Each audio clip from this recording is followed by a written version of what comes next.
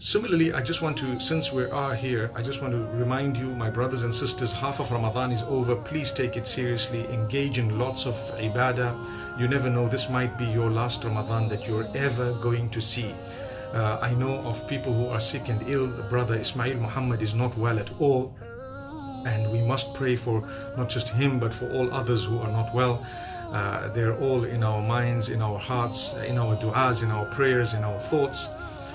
So pray for those who are sick and ill. Pray for the mercy of those who have passed away. And at the same time, my beloved brothers and sisters, pray for yourself too. And try to improve your behavior. Try to improve who you are as a person. These are the days of Ramadan. They're supposed to impact upon you. You're supposed to develop your relationship with Allah. Take them seriously. The last nights are probably the most crucial nights of Ramadan. So if you are wasting them, you would have wasted such blessed moments. May Allah subhanahu wa ta'ala grant us all goodness and ease. Similarly, when it comes to the last of the odd nights of Ramadan, Laylatul Qadr, which is the night of decree, where the decree is written by Allah subhanahu wa ta'ala for the coming year, that is called Al-Qadr or Taqdeer. It's all connected to the same root, the night of decree. It shows and depicts the majesty of Allah subhanahu wa ta'ala.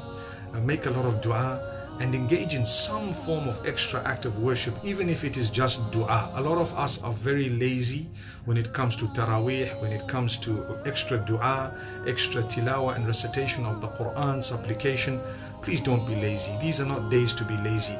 We must make sure that we have done the best that we can and at least seek the forgiveness of Allah. So a question arises, what is the best supplication I could make? The best supplication you could make is to seek for the forgiveness of Allah subhanahu wa ta'ala. Seek the forgiveness by saying, Allahumma innaka afuwun tuhibbul afwa fa'fu anni. Oh Allah, you are most forgiving, you love to forgive, so forgive me. Some might add to it, Allahumma innaka afuwun kareemun rahimun tuhibbul afwa fa'fu anni. It's okay to add that, because that is, those are different names and qualities of Allah subhanahu wa ta'ala. So you may ask Allah in that particular way. It's a very good dua, and that goes to show that achieving forgiveness is by far one of the most important things that we, or blessings that we can achieve of Allah subhanahu wa ta'ala, forgiveness. So I ask Allah subhanahu wa ta'ala to forgive every one of us, and to make us from those who are not lazy during these days. A few more days remaining, inshallah. Be strong, keep going, and before you know it, Ramadan will be over. Don't spend the time in a way that you regret. I pray that Allah subhanahu wa ta'ala forgive every one of us, and truly we can all achieve that forgiveness from Ramadan that we are supposed to be achieving. Another quick point, and I will raise this again in the future. Let's not come out of Ramadan as though the Lord of Ramadan and the Lord outside Ramadan were two different Lords, but rather the same Lord in Ramadan is outside Ramadan. So when we come out of Ramadan, let's be from those who've changed. At least we've changed something positively. Remember, if you hurt someone, you shall be hurt in return one day. If you do something against someone, you will definitely pay the price of it. So seek forgiveness, make amends, become a better person. There are so many things that, inshallah, I have to talk about, but we'll keep it in small doses, and we'll keep these live sessions going.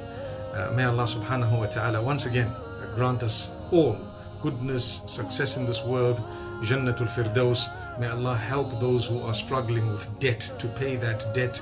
May Allah help those who are struggling with difficulty and hardship to alleviate that difficulty and hardship. May He do that for them.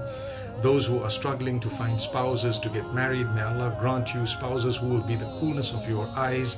I always say, you want to marry a certain type of a person. Do you think that person would actually want to marry the type of person you are?